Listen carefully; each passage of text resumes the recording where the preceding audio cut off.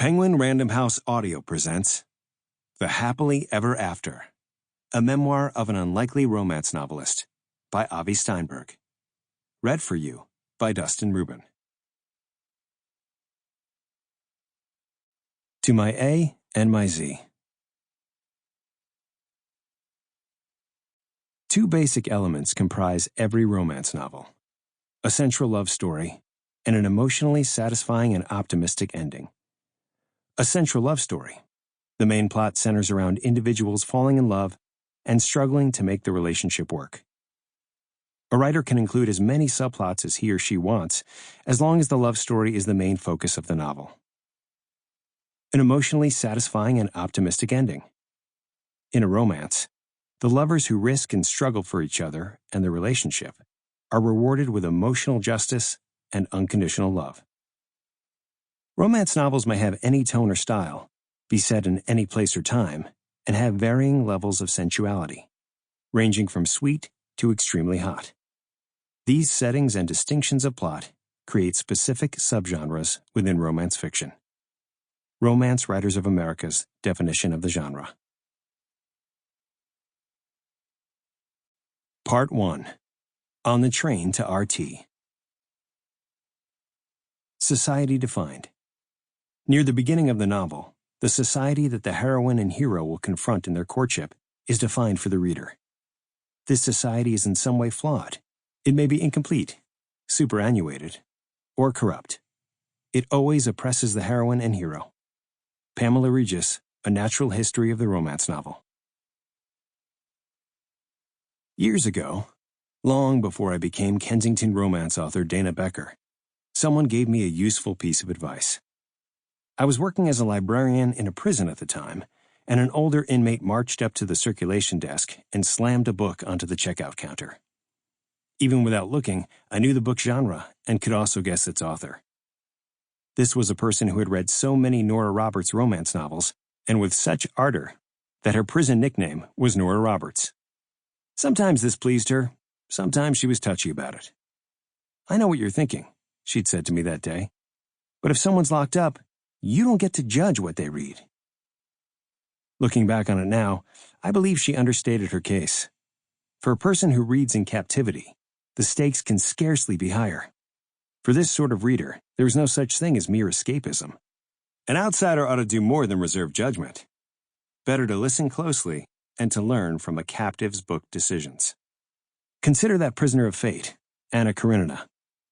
Toward the end of her life, Anna sits on a train, reading by candlelight. She is transported by the images in her jaunty English novel, the kind of novel that Tolstoy himself had mail-ordered by the dozens as he wrote Anna Karenina. When we meet Anna on the train, with her ladies' novel in hand, we see her trying, and failing, to match the story's images with her real life. When she read how Lady Mary had ridden after the hounds, teased the bride, and astonished everyone by her boldness, she wanted to do it herself. But there was no chance of doing anything, and twisting the smooth paper knife in her little hands, she forced herself to read. The hero of the novel was already almost reaching his English happiness, a baronetcy, and an estate, and Anna was feeling a desire to go with him to the estate. But then something strange happens. As Anna falls deeper into her English novel, a wave of shame washes over her so unexpectedly and so suddenly that she is startled. Why? Anna wonders. Why shame? A reader of contemporary romance can relate. Romance readers are constantly shamed. The uncomfortable reading of a book on a train or plane is an old trope. Not long ago, romance publishers offered their readers the option of a false book cover to help hide the contents. I once heard a romance editor at Random House say that she sends her grandmother boxes of the latest romance novels, but we never discuss it. We never say a word about it. Excluding romance is a good way for a bookshop to be seen as serious. Many romance readers have stories of being shamed for their love of books, characterized by the happily ever after ending, or, as romance people call it, the HEA. The HEA is mandatory in romance. It is the definition of it, per the laws set forth by the Romance Writers of America, RWA. The HEA is, to romance readers, a non-negotiable principle, an inalienable right. Anna Karenina's own story, of course, is no HEA. Unlike the heroine of her English ladies novel, Anna herself does not ride after the hounds. There is neither Baron to go with, nor any English happiness to be had for Anna. She casts herself under an oncoming train, the train that once gave her space to dream is, in the end, what kills her. This is meant as a brutal dramatization of the disconnect between the stories we read in novels and those we live in reality. When I was in my 20s, Anna Karenina struck me as not only heartbreaking, but, in its portrait-perfect depictions of her character, also rather true to life.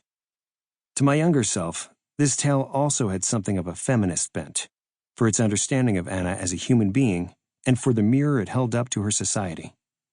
But now, as an adult, it mostly just pisses me off. Why did Anna have to die? Is that the more realistic conclusion? Or is it a convenient ending for an author bent on proving a theory about happiness, as formulated in Tolstoy's catchy first sentence?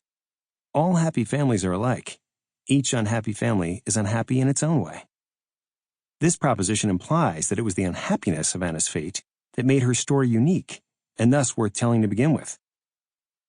If happiness is the principle of romance, of the kinds of novels Anna reads, unhappiness, Tolstoy posits, is the principle of the realist social novel, aka the novel, the kind of book in which Anna is forced to live and to die. And let's be clear about that death. It was entirely the decision of the author. Anna Karenina didn't throw herself under anything.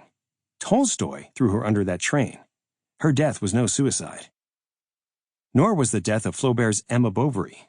She was also killed for her sin of reading romances too literally, or, to be more specific, for her belief that the happiness she encountered in her books was something she might partake of in real life. Though the official cause of her death was self-administered arsenic, Flaubert leaves little doubt what really led to Emma's demise. After the suicide, we see a substance, exactly like black ink, vomiting forth continuously from Emma's mouth. The poison was the books, not the arsenic. But the real culprit here, as with Anna Karenina, was the author himself. The deadly black substance wasn't the ink of her romances, but rather the ink of Flaubert's own pen. When I think of those stories today, they seem to me less about why Anna Karenina or Emma Bovary ended her life than about why her male author decided to kill her. What was it about her choice of reading that so threatened these writers? Why does Don Quixote's fixation on courtly romances lead him to heroic misadventure, but women who try something like that perish in disgrace?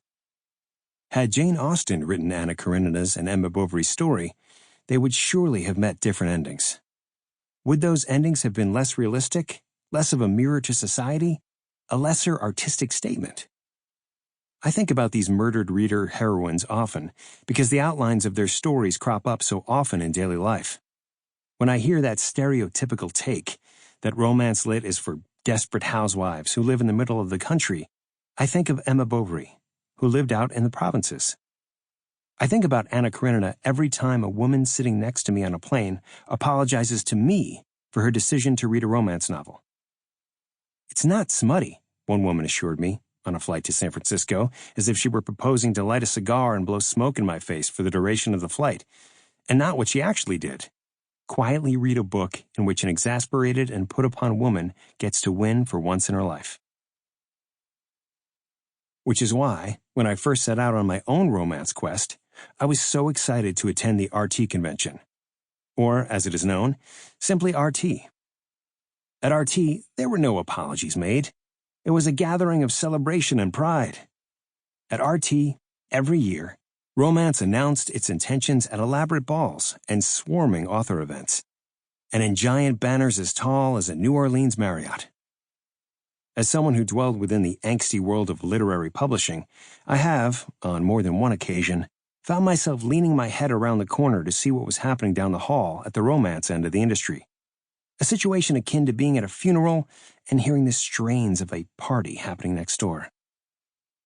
My first RT brought me to the New Orleans Marriott and a panel called BDSM, The Truth Behind the Fiction, which shared a busy time slot with sessions like Secrets to Maximizing Your Sales and something called Pitch Slap. The session billed itself as a lively Sample complete. Ready to continue?